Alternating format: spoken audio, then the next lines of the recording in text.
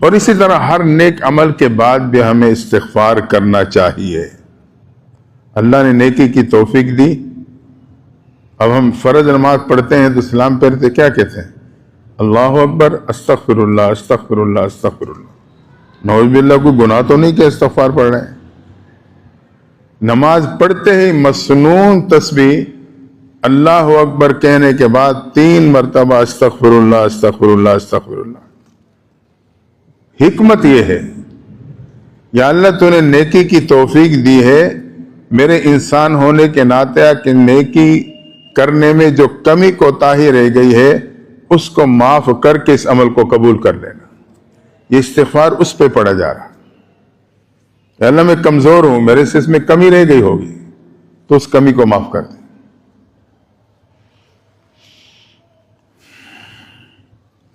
حتیٰ کہ پیغمبر اصلاۃ والسلام وضو کی عبادت سے فارغ ہوتے تو آپ فرماتے اشہد ان لا الہ الا انت استغفرک واتوب الیک۔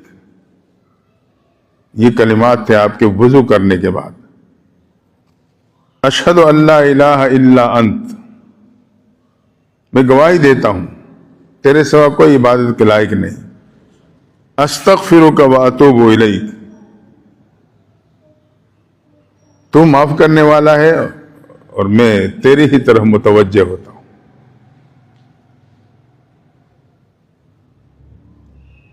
تو معلوم ہوا کہ نیک عمل کرنے کے بعد بھی استغفار کرنا چاہیے، اس سے اس وظیفے کی اہمیت اور بڑھ جاتی۔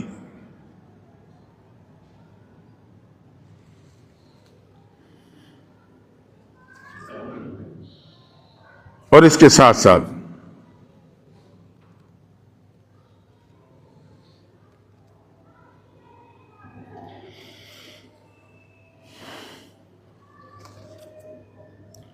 نماز ادا کرنے کے بعد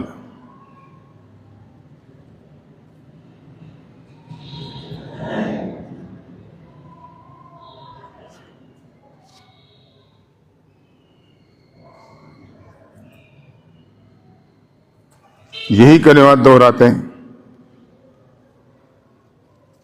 کمی کوتاہی معاف ہو جائے۔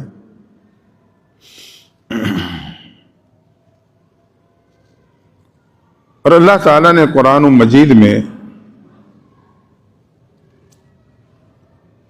پیغمبر اصلاۃ والسلام سے فرمایا فَسَبِّحْ بِحَمْدِ رَبِّكَ وَاسْتَغْفِرْهُ، اپنے رب کی تسبیح کرو، واستغفرہ، اور استغفار کرو۔ حضور سے اللہ فرما رہے ہیں جو معصوم ہیں، اپنے رب کی تسبیح کرو اور استغفار کرو۔ جس ذات پہ پاکیزگی فخر کرتی اس ہستی کو یہ حکم دیا جا رہا ہے کہ میری تسبیح کرو اور استغفار کرو۔ تو میرے اور آپ کے لیے تو یہ لازم ہو گیا۔ تو یہ بات پلے باندھ لیں کہ ہم نے آج کے بعد استغفار کی پابندی کرنی ہے۔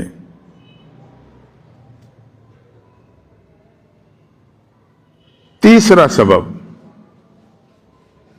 جس سے گناہ معاف ہو جاتے ہیں، بخشش نصیب ہو جاتی، علامہ ابن تیمیہ فرماتے ہیں وہ ہے نیک عمل کرنا۔ گناہ ہو گیا، اس کے بعد کوئی نیکی کر لو، گناہ مٹ جائے گا۔ یہ نیکی اس کی معاف ہونے کا ذریعہ بن جائے گی۔